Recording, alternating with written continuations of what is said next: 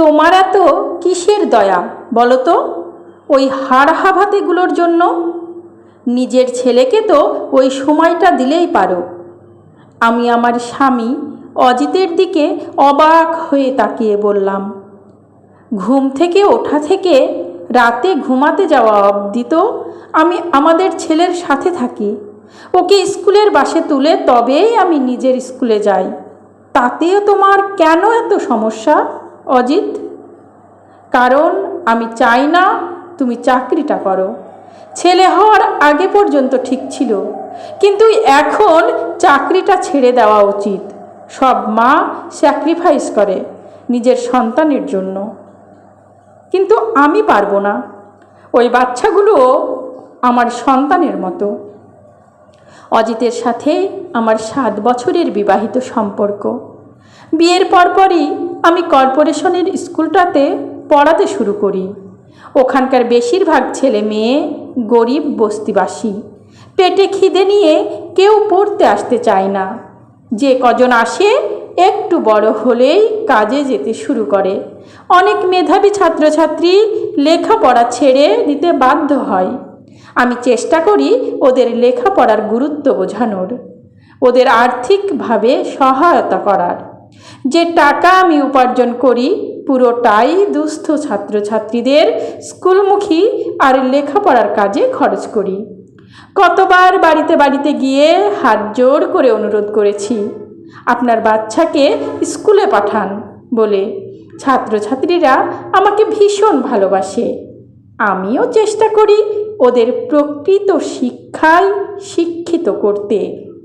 ওরা ওদের প্রয়োজন নিঃসংকোচে আমায় বলতে পারে। তবে শিক্ষক দিবসে প্রতিটা উপহার আমি সযত্নে গুছিয়ে রাখি আমার কাছে। ওগুলো সবচেয়ে দামি জিনিস। আজকাল অজিত চায় না আমি স্কুলে যাই। এ নিয়ে মাঝে মাঝেই ঝামেলা লাগে আমাদের মধ্যে। ছেলেকে নিয়ে অজিতের অনেক স্বপ্ন। সে চায় ছেলে তার থেকে অনেক বড় মাপের মানুষ হোক, তার ছেলে বিদেশে লেখাপড়া শিখুক। এর জন্য সে নিজেও প্রচুর পরিশ্রম করে। ছেলেকে বড় স্কুলে ভর্তি করেছে সে। আমি তাকে বোঝাতে পারিনি মেধা থাকলে সফলতা আসবে, কিন্তু সে তার নিজের সিদ্ধান্তে অনড়। ছেলেরও বাবাকে ছাড়া চলে না।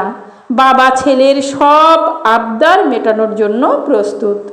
আমি তাকে প্রয়োজন আর বিলাসিতার পার্থক্য বোঝাতে গেলে সে বলে, আমি আমার একমাত্র ছেলেকে সব খুশি সব আনন্দ দিতে চাই। আমার ছেলে কখনো তার বাবাকে বিমুখ করেনি। আশানুরূপ রেজাল্ট করে এসেছে প্রতিবার। আমিও আমার সন্তান সম ছাত্রছাত্রীদের থেকে নিজেকে দূরে রাখতে পারিনি। সংসার আর কর্মজীবন দুটোকে ব্যালেন্স করার চেষ্টা করেছি প্রাণপণে। চেয়েছি আমার ছেলের যেন কখনো মনে না হয় আমি ব্যস্ততার জন্য আমার কাছে সময় নেই।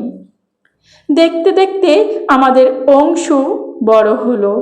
একটার পর একটা সফলতার সিঁড়ি অতিক্রম করে গর্বিত করলো আমাদের। একটা সময় সে জানালো চাকরি সূত্রে বিদেশ যাওয়ার কথা। ওর বাবা সানন্দে সম্মতি জানালো। সে তো এটাই চেয়েছিল। আমার কষ্ট হলেও মেনে নিলাম তার সিদ্ধান্ত, তার ক্যারিয়ারের কথা চিন্তা করে। কিন্তু মনে একটা অজানা ভয় জন্মালো। ছেলেকে হাসি মুখে বিদায় দেওয়ার পর একা লাগতে শুরু করলো আমাদের। তাও সব কিছু মেনে নিয়ে জীবন এগিয়ে চলল নিজের গতিতে। ছেলের কর্মব্যস্ত জীবনে সময় কমতে শুরু করলো আমাদের জন্য, কিন্তু তা মেনে নিলাম আমরা। দুজন দুজনের পরিপূরক হয়ে নিজেদের ভালো রাখার দায়িত্ব নিজেরাই নিলাম। আমরা কখনো আমাদের ছেলেকে দোষারোপ করিনি। বছরের পর বছর দেশে না ফেরার জন্য বা আমাদের খোঁজ নেওয়া কমিয়ে দেওয়ার জন্য আমাদের ক্ষোভ ছিল না। আমাদের বিদেশিনী বৌমার উপর, যাকে সে আমাদের না জানিয়ে স্ত্রী হিসাবে গ্রহণ করেছিল, কারণ আমরাই তো তার সফলতা চেয়েছিলাম।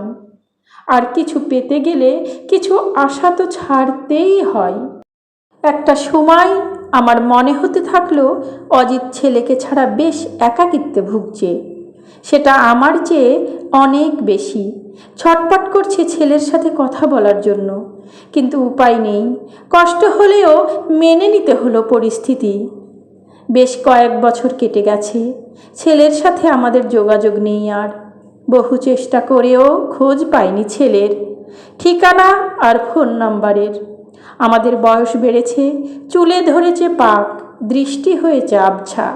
এখন আমরা দিনগুনি মৃত্যুর। রোগে ভরা এ শরীরের প্রতি মায়া কমছে ধীরে ধীরে। হঠাৎ সেদিন রাতে বাথরুমে শব্দ পেতেই তড়িঘড়ি করে গিয়ে দেখি বাথরুমে পড়ে আছে অজিত, সম্পূর্ণ অজ্ঞান অবস্থায়। তাকে তোলার মতো জোর আমার ছিল না। রাস্তায় ছুটলাম সাহায্যের আশায়।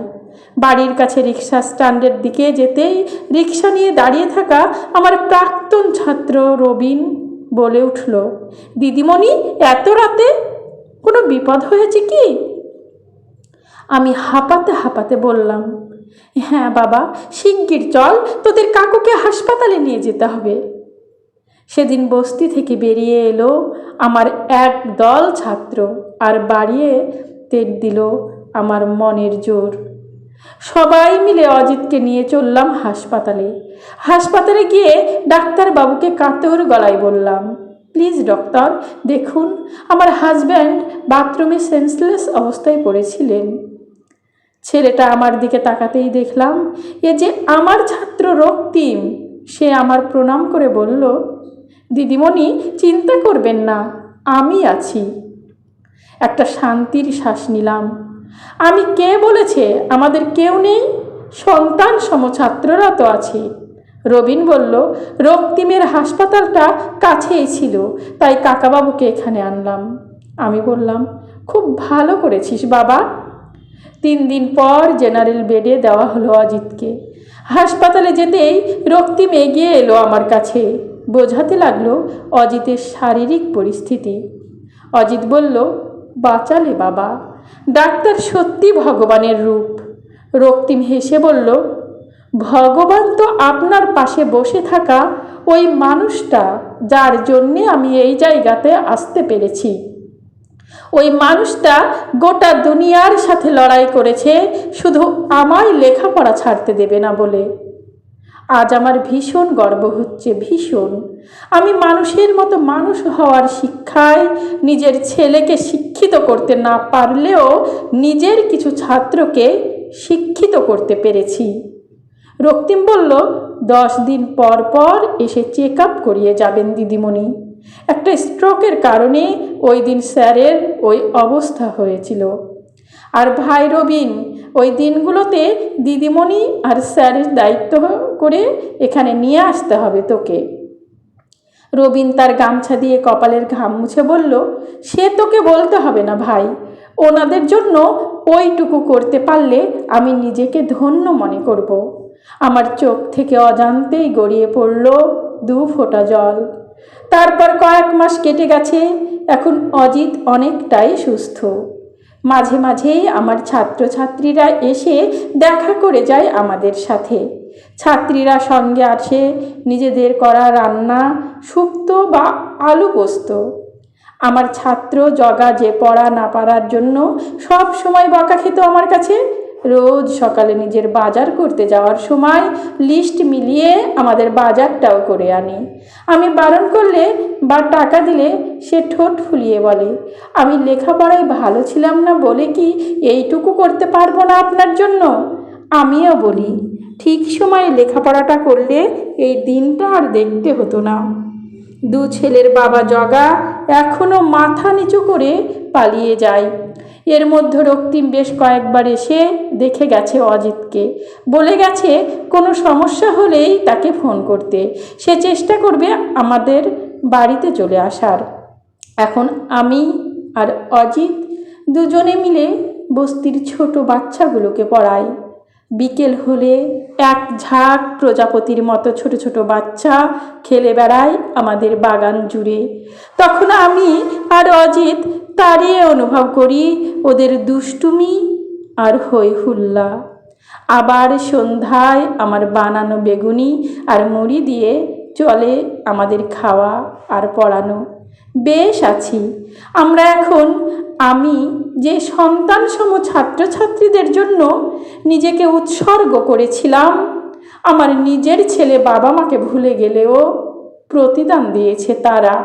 আসলে নিঃস্বার্থভাবে মানুষের ভালো চাইলে, সাহায্য করলে একদিন তার সুফল মিলবেই। সমাপ্ত। গল্প মায়ের মতোই ভালো।